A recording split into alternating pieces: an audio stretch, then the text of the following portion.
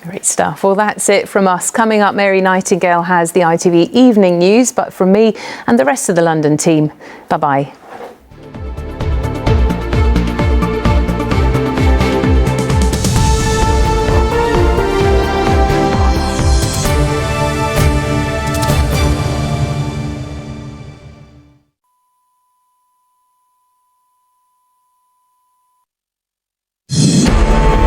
SNP furious. It's ruled Scotland can't call another independence referendum without Westminster's say-so.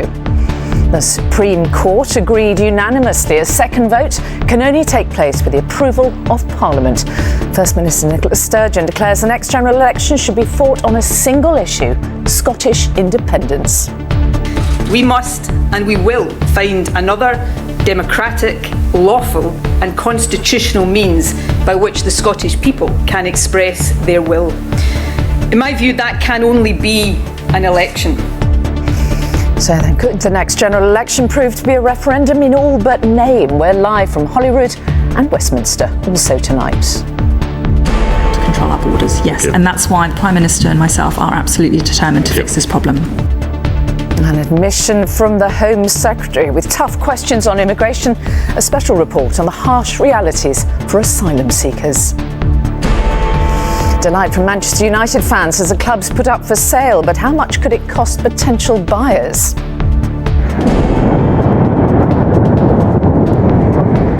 A landscape changed in seconds. The iconic Redcar blast furnace is demolished and... Welcome to Speaker's House. When the Speaker met the soaps, a Westminster welcome for Corrie and Emmerdale, marking 11 decades on our screens.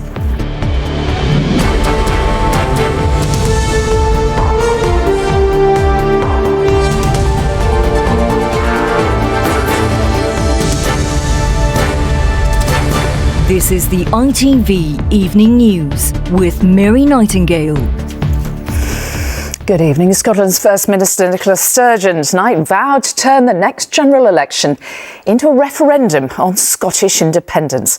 A furious row blew up today after the Supreme Court ruled the Scottish Parliament could not hold an independence referendum without Westminster's approval.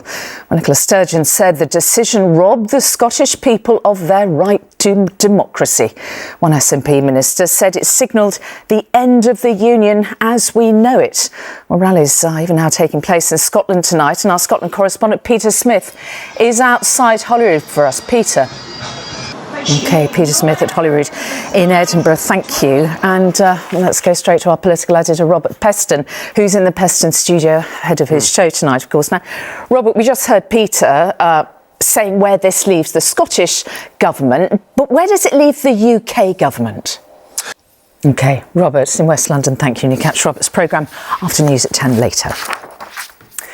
Moving on now, the Home Secretary, Suella Braverman, was forced to admit today that the government has failed to control the UK's borders.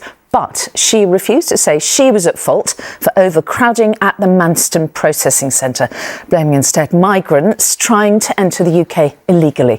She was criticised for struggling to explain what legal routes asylum seekers can use. Well, let's get more from our political correspondent, Libby Vina. Well, ITV News can reveal the shocking conditions faced by some asylum seekers awaiting decisions on their immigration status. The latest figures show that there were over 127,000 cases in the asylum backlog as of June this year, people who still do not know the final outcome of their applications. Hotels are taking up part of the strain of that backlog, with more than 37,000 asylum seekers currently living in UK hotel accommodation. And that's at a cost to the taxpayer of almost £7 million every day.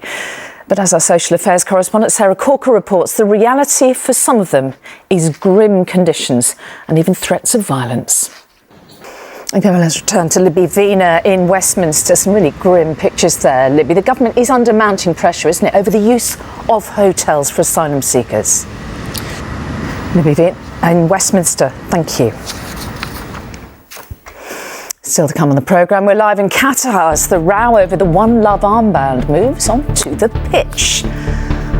And from the cobbles of Weatherfield to Westminster, celebrating decades of soaps. But before all that, a man whose wife and 2 young daughters were killed in a house fire, thought to have been started deliberately, gave an emotional statement today. Police in Nottingham are continuing to question a 31-year-old man in what they say is a triple murder inquiry. And we can speak to our Midlands correspondent Ben Chapman now. Ben, what has the father been saying? Ben Chapman in Nottingham, thank you. At least 7 people have been killed after a gunman opened fire at a store in Virginia in the USA. It happened in a Walmart in Chesapeake last night. The shooter is alleged to be the store's manager, who then turned the gun on himself. Protests have broken out of the world's biggest iPhone factory in China in a dispute over pay. Videos show hundreds of workers marching, with some confronted by people in hazmat suits and riot police. Manchester United fans today welcomed news that the club's American owners, the Glazers, are looking at selling the club. There is a long history of protest since the Glazers took over in 2005. United haven't brought a major trophy back to Old Trafford in 5 years. Kelly Foran has the latest. The row over the One Love armband spilled onto the pitch at the World Cup today before their match against Japan. Germany's players grouped in front of the TV cameras and made a gesture of protest at being silenced. Our sports editor Steve Scott is in Qatar. Steve, this isn't going away, is it? OK, Steve Scott in Qatar, thank you. Yeah, the familiar industrial skyline of the northeast of England was transformed in seconds today with the demolition of one of its iconic buildings. The explosion that took down the blast furnace at the former steelworks in Redcar was heard 23 miles away. Sergio Caria reports. And finally, Matt Hancock's recently been rubbing shoulders with the Coronation Street star Sue Cleaver in the Celebrity Jungle. And tonight, a group of Corrie and Emmerdale stars is gathering at the place he left behind, the Houses of Parliament. Our entertainment reporter Rishi Davda explains. And that is all from us for now. The weather's next, and Rageh's here with the latest news right after I'm a Celebrity. But from me and the Evening News team, bye-bye.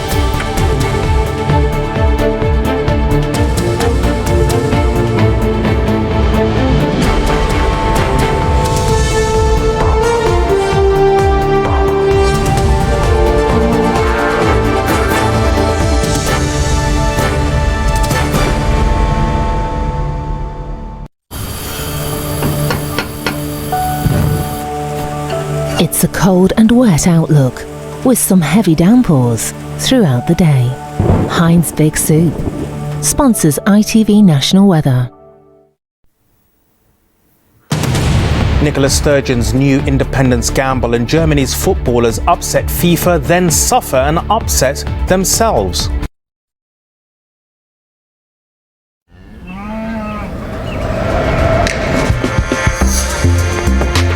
With all the stories making the headlines now this Wednesday night, it's the ITV News at 10.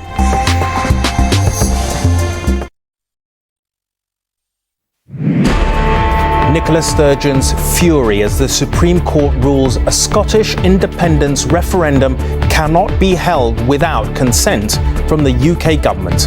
Amidst pro-independence demonstrations tonight, the First Minister says that despite the ruling, the next general election will be fought in Scotland on a single issue: Scottish independence. We must and we will find another democratic, lawful and constitutional means by which the Scottish people can express their will. In my view, that can only be an election. And I think that the people of Scotland want us to be working on fixing the major challenges that we collectively face.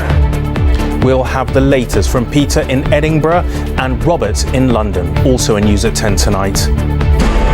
Cockroaches, damp, rubbish and even scabies. Sarah's found shocking conditions in hotels housing asylum seekers as the Home Secretary is quizzed on a system that is failing.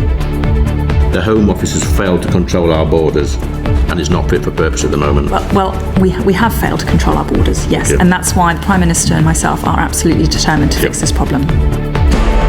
At the World Cup, the German team are the first to show their refusal to be silenced over the One Love armbands, whilst the boss of the Welsh FA tells ITV News of his anger too. To be fair, we were told this was going to be a really inclusive, welcoming, warm World Cup. That's not what I've seen, I have to say. I have to be clear about that. In the factory where they make an iPhone that could be in our pockets, protests over new COVID clampdowns escalate as cases rise in China. And hoping to go where no other disabled person has gone, the Paralympian announced as the first para-astronaut.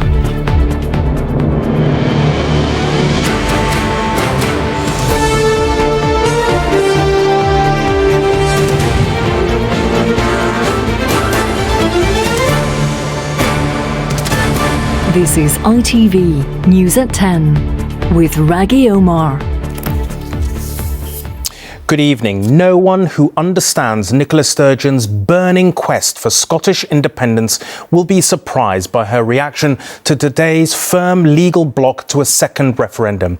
It came from the Supreme Court in London, which decided the SNP government in Holyrood could not call a referendum without the agreement of the Westminster government. Scotland's First Minister responded by saying this: "As long as there is breath in my body, I refuse to give up on the basic principle of democracy."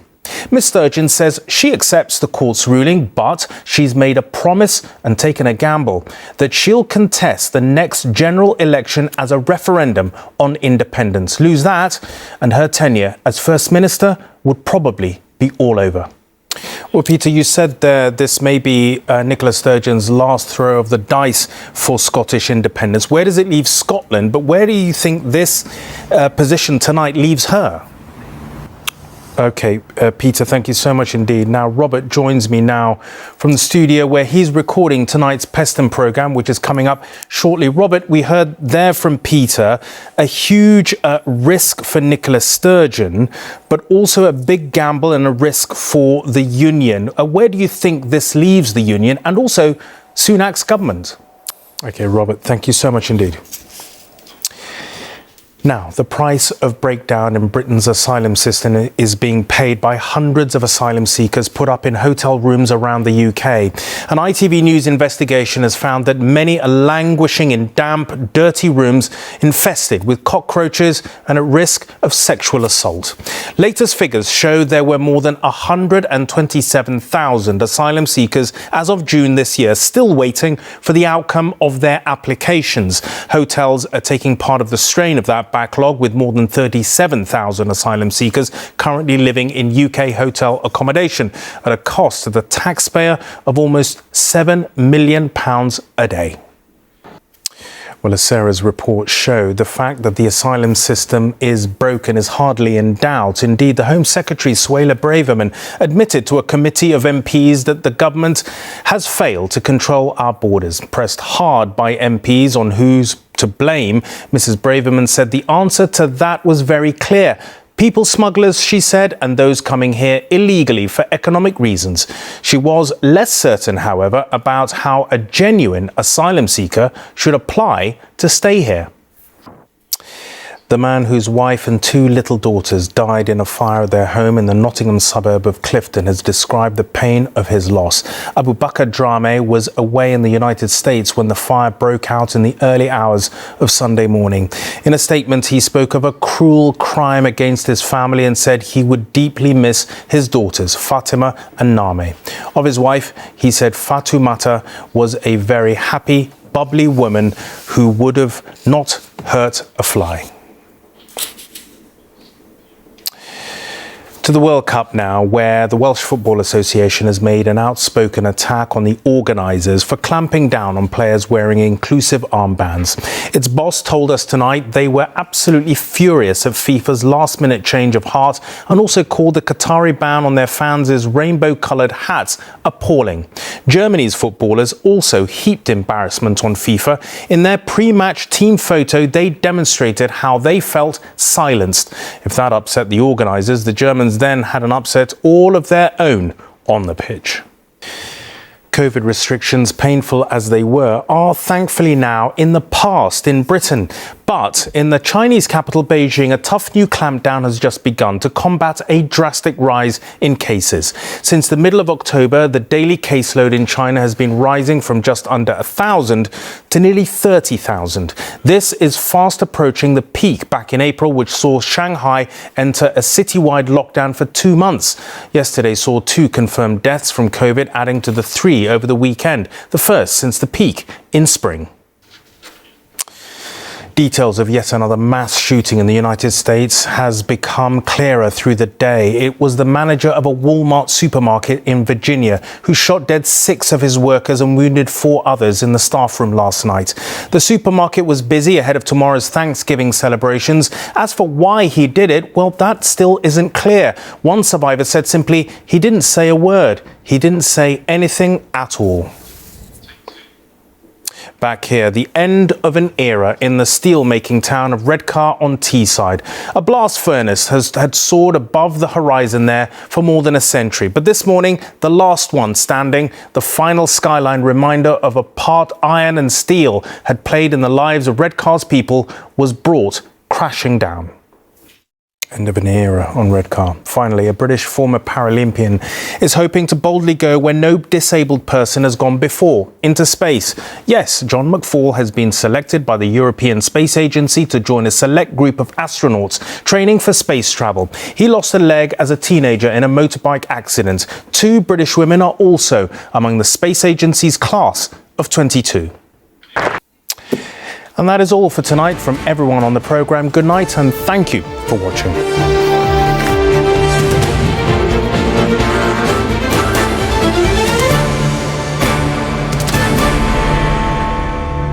Tomorrow, an exclusive interview with a Place in the Sun presenter, Johnny Owen.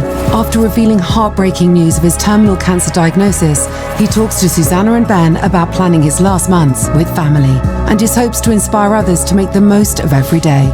From 6 a.m. on Good Morning Britain.